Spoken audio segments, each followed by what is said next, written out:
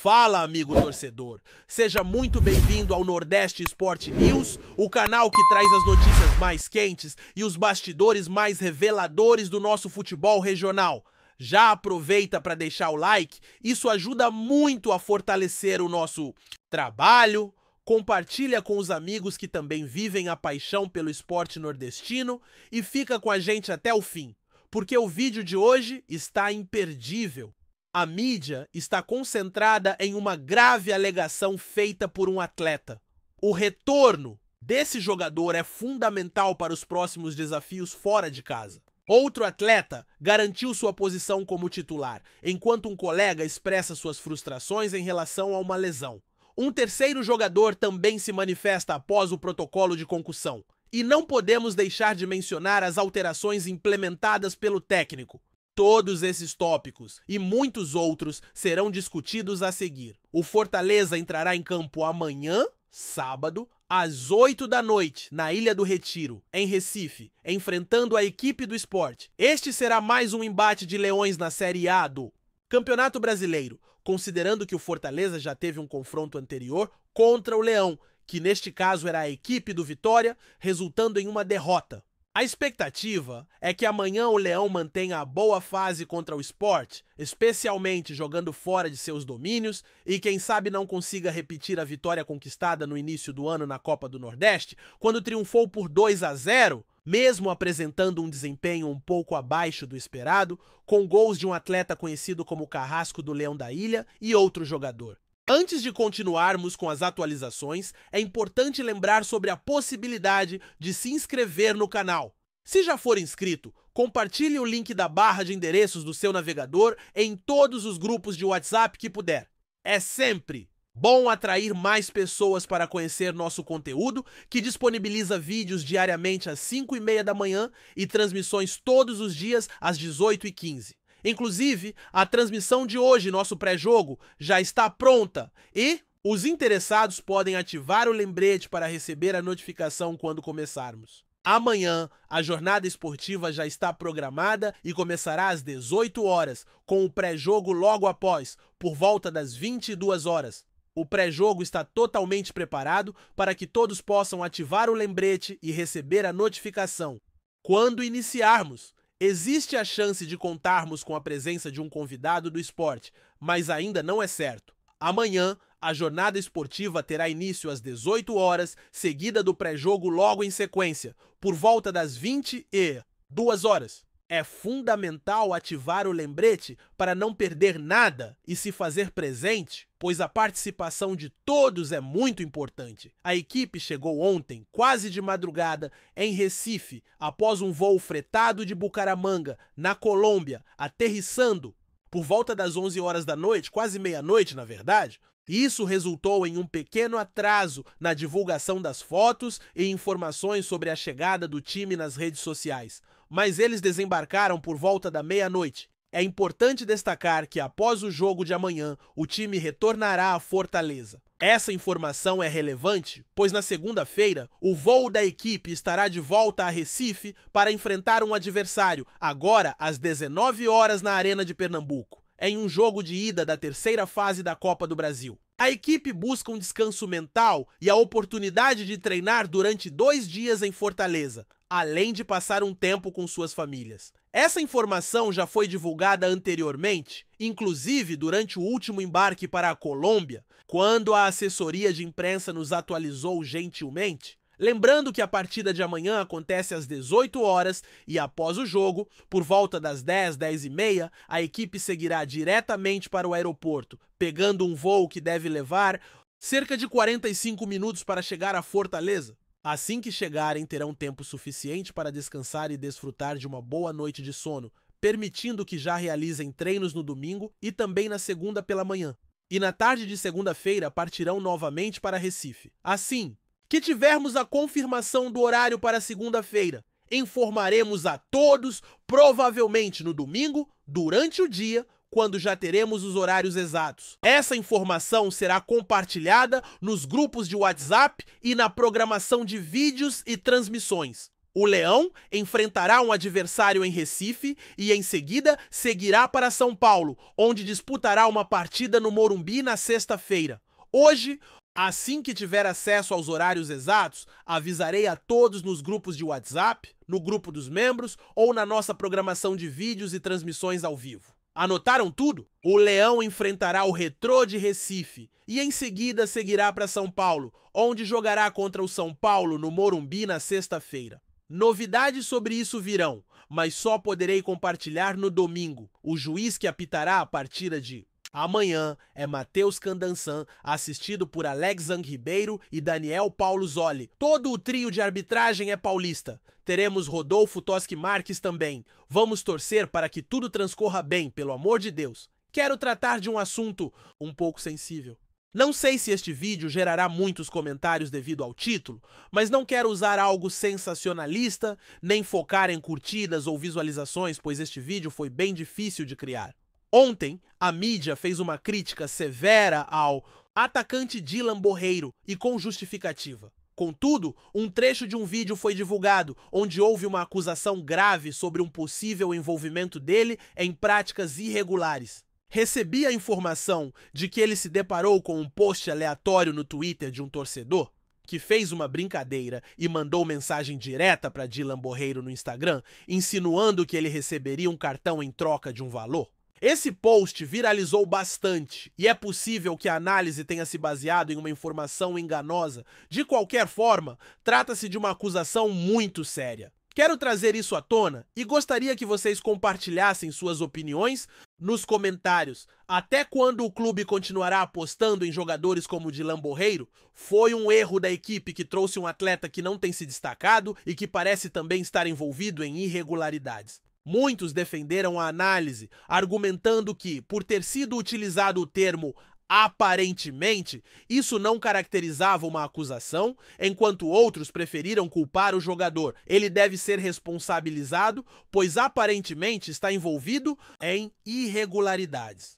Muitas pessoas defenderam a análise, alegando que o termo aparentemente não foi uma acusação direta. Também houve quem acabou criticando a mídia pelo título sensacionalista da matéria. Enfim, a situação é complexa. Busquei evitar inserir acusações graves ou usar títulos muito pesados para os vídeos, porque, sinceramente, não acho que essa seja a melhor maneira de lidar com o assunto. Esta é apenas a minha interpretação e posso estar totalmente enganado. Por isso trago esse tema para discussão com vocês e quero saber a opinião de todos nos comentários. Além disso, ainda sobre Dylan Borreiro, foi feita uma análise interessante acerca das críticas direcionadas a ele e gostaria de compartilhar isso. A análise defende que as críticas a Borreiro são pertinentes, mas que ele não é o jogador que mais precisa dar explicações. Ele chegou sob desconfiança, vindo da Major League Soccer em uma fase pouco destacada e foi considerado uma oportunidade no mercado, e não uma solução imediata. A expectativa era maior e isso influenciou a recepção do seu nome, ou seja, as expectativas criaram uma imagem injusta em relação ao seu baixo desempenho. Entretanto, esse desempenho não é isolado. Ele atuou apenas 166 minutos, teve pouco destaque e suas limitações técnicas ficaram nítidas. Porém, o contexto deve ser levado em conta, visto que ele disputa posição com atletas que também estão apresentando desempenho aquém do esperado. O problema é, mais abrangente do que apenas um nome, é necessário refletir antes de rotular Borreiro. Ele não é o símbolo do mau momento ofensivo. É crucial alinhar as expectativas com a realidade. E as críticas mais severas devem ser direcionadas àqueles que têm maior tempo de jogo, investimento e protagonismo no time. O que penso sobre a análise é que tentaram reorganizar as prioridades das críticas. Não se trata de suavizar a responsabilidade de Borreiro, mas de entender que há jogadores com muito mais minutos em campo que merecem críticas mais duras por não estarem entregando o esperado.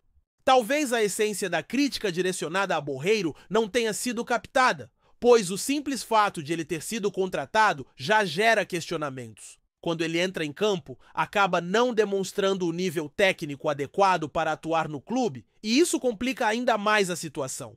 Atualmente, pode ser que a crítica em relação ao jogador em questão não tenha sido completamente compreendida, visto que sua chegada já apresenta um desafio, certo? Assim, quando ele entra em campo, seu desempenho acaba sendo insatisfatório, prejudicando a performance da equipe, pois não demonstra um nível técnico adequado para jogar. Isso traz complicações, essa, creio, é a crítica central. Não se trata apenas de quem está atuando e merece cobranças, mas sim do comprometimento do grupo. Não acredito que o foco deva estar apenas no atleta em si. Gostaria de ouvir sua opinião sobre isso. Sinta-se à vontade para comentar, a participação de vocês é muito significativa. Tivemos uma boa notícia no empate contra o oponente, pois um atacante voltou a jogar depois de mais de um mês afastado devido a uma lesão no braço, o que é uma valiosa adição ao ataque. Ele entrou na segunda metade do jogo e teve uma atuação positiva, criando oportunidades nos momentos finais. Mostrou-se feliz em retornar e ajudar os colegas em uma partida desafiadora, mencionando que poderíamos ter obtido um resultado melhor. Mas agora é hora de corrigir e buscar os pontos necessários para a classificação. Conforme uma plataforma de estatísticas, ele esteve em campo por 24 minutos, com uma tentativa de finalização para fora, um passe decisivo e várias ações com a bola, além de uma chance clara criada. O jogador, com 29 anos, já participou de 12 jogos, marcando 2 gols e 3 assistências. Ao todo, são 36 confrontos, com 5 gols e 3 assistências. Esperamos que ele consiga jogar contra o próximo oponente, quem sabe até substituindo um colega, seja no segundo tempo ou como titular, e que corresponda às expectativas sempre criadas a seu respeito. Mudando um pouco de tópico, mas ainda focando no ataque, há um jogador que tem se destacado e tem vantagem sobre outro atleta. Uma reportagem ressaltou que a equipe não vive um bom momento na temporada, especialmente no setor ofensivo. Porém, um atleta tem conquistado cada vez mais espaço desde que chegou. O centroavante tem brilhado, com 2 gols marcados em seus últimos 2 jogos e se destaca na competição. Ele foi um dos reforços trazidos na janela de transferências estaduais ao lado de outros jogadores. Nos 2 últimos jogos, contra adversários importantes, ele conseguiu balançar as redes uma vez em cada partida. Desde que chegou, deixou claro que a imagem de jogador problemático de temporadas anteriores ficou no passado. Ele deseja aproveitar as oportunidades e se dedicar. É um titular indiscutível e o outro jogador atualmente não encontra espaço. Cabe lembrar que ambos podem jogar juntos, já que o treinador manifestou essa possibilidade e fez testes que pareceram funcionar, mesmo que essa estratégia seja considerada arriscada. De qualquer forma, espero que o outro jogador consiga reencontrar seu bom futebol, pois não é aceitável que sua carreira tenha chegado a esse ponto. Um atleta tranquiliza os torcedores após um protocolo médico. Ele compartilhou em suas redes sociais que está bem, agradecendo pelas mensagens recebidas. No entanto, precisará cumprir um período de 5 dias entre uma partida e outra, sendo reavaliado pelo departamento médico, o que significa que não estará presente no próximo jogo e possivelmente no seguinte. Outro zagueiro também se manifestou, trazendo detalhes sobre a lesão que sofreu e suas expectativas de retorno. Em uma postagem, revelou que a recuperação está demorando mais do que o esperado. Ele se machucou em uma semifinal e reconheceu que tomou decisões que poderiam prejudicar sua recuperação. Acreditava que voltaria rapidamente e por isso buscou diversos tratamentos. Também divulgou um laudo médico, afirmando que os torcedores merecem estar informados sobre o que está acontecendo. Além disso, desabafou sobre pessoas que parecem estar apenas interessadas em criar problemas. O retorno está previsto para um intervalo de 2 semanas, motivo pelo qual decidiu seguir um tratamento que inclui ácido hialurônico, ondas de choque e PRP. O atleta também compartilhou um laudo médico e expressou que os torcedores têm o direito de estar informados sobre sua condição. Ele ainda se manifestou sobre pessoas que tentam criar conturbações relacionadas a isso. A equipe se posicionou afirmando que oferece todo o apoio necessário aos seus jogadores, visando que todos possam desempenhar suas funções com excelência. É evidente que nenhum jogador se sente contente ao ficar afastado dos campos por conta de lesões, mas a saúde do atleta é uma prioridade indiscutível. O clube entende a situação particular do jogador, valoriza seu desabafo e agradece por seu profissionalismo durante esse processo de recuperação. Portanto, está tudo em ordem. O atleta se abriu sobre suas experiências e, sem dúvida, recebeu comentários negativos a seu respeito. A equipe apoiou o atleta e esclareceu a situação sobre sua recuperação, o que é extremamente relevante. Até o momento, 12 jogadores já passaram pelo departamento médico em um período de 4 meses, o que é preocupante, pois o setor está cada vez mais sobrecarregado, resultando em muitas perdas devido a essas lesões. As mudanças táticas realizadas contra o Bucaramanga geraram algumas incertezas e as circunstâncias do que realmente aconteceu foram debatidas. As alterações se concentraram nos jogadores com o intuito de otimizar as transições, buscando explorar os espaços e aumentar a velocidade, mas isso não se concretizou. Um outro jogador, que também é ágil e atua bem em espaço, foi substituído. Além disso, uma troca de volante ocorreu, mas não houve ajustes na defesa, uma vez que não foi feita a troca de um atacante por um defensor,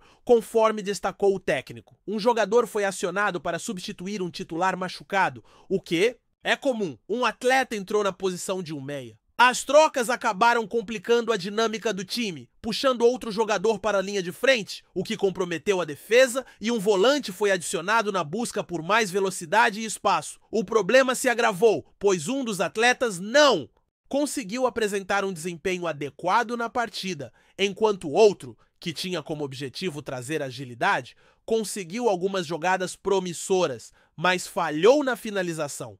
A defesa contou com um volante adicional, priorizando a velocidade e tentando criar mais espaços. Contudo, a atuação de um dos atletas não foi satisfatória na partida. Um jogador entrou para incrementar o jogo com movimentações mais rápidas e, apesar de algumas jogadas promissoras ao lado dos colegas, também falhou nas finalizações, prejudicando o desempenho do time. Outros jogadores foram utilizados nos momentos finais do jogo, mas não é possível avaliar suas atuações. Seria interessante conhecer as opiniões sobre as mudanças táticas realizadas. O que se destacou e que tipo de alterações podem ser esperadas para a próxima partida? A volta de um jogador que estava se recuperando levanta a questão sobre a adoção de uma linha de 4 ou a manutenção do esquema de 3. Compartilhe sua visão sobre isso. Gostou da informação? Deixe seu like e compartilhe com os amigos. E comente sua opinião sobre o que está rolando no esporte. Quer saber mais sobre seu time favorito? Continue acompanhando o Nordeste Sport News. O bilionário príncipe saudita Mohammed bin Salman, proprietário do Newcastle United, surpreendeu o mercado esportivo nesta quarta-feira ao apresentar uma proposta recorde para adquirir a SAF, Sociedade Anônima do Futebol do Fortaleza Esporte Clube. A oferta, avaliada em mais de 1,2 bilhão de dólares, busca fortalecer a presença internacional dos sauditas no futebol e, ao mesmo tempo, garantir investimento robusto em uma das equipes mais tradicionais do Nordeste brasileiro. Segundo fontes próximas à negociação, o príncipe enxerga no Fortaleza um potencial de crescimento econômico e esportivo que se alinha às políticas de diversificação de investimentos da Arábia Saudita. A proposta inclui não apenas a aquisição do controle acionário da SAF, mas também um aporte significativo para a modernização da infraestrutura do CT e do Estádio Castelão, ampliando a capacidade atual para mais de 70 mil torcedores e implementando tecnologias de última geração para a experiência dos fãs. No campo esportivo, o plano prevê a contratação de profissionais de renome mundial para a comissão técnica, além da formação de um programa de base que rivalize com os principais centros de desenvolvimento da Europa. Há ainda a intenção de parcerias estratégicas com universidades e institutos de tecnologia, criando um centro de excelência em treinamento e pesquisa aplicada ao desempenho esportivo. O investimento, conforme destacados nos documentos apresentados aos conselheiros do clube, será realizado de forma escalonada, com metas de desempenho e indicadores de retorno social e financeiro. A cúpula do Fortaleza ainda não se manifestou oficialmente, mas a diretoria está convocando uma assembleia extraordinária para avaliar a proposta nos próximos dias. Torcedores, por sua vez, vivem um misto de empolgação e apreensão.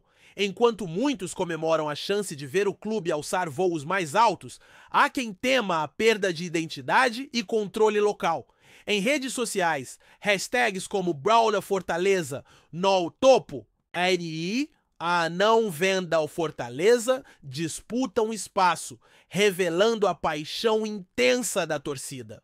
Caso a negociação avance, o Fortaleza se tornará o segundo clube brasileiro na era das SAFs a receber aporte de investidores estrangeiros de peso, seguindo o exemplo do Botafogo, adquirido pela 767 Partners. A novidade pode marcar o início de uma nova fase no futebol nordestino, com reflexos diretos na competitividade do Campeonato Brasileiro e na visibilidade internacional da região.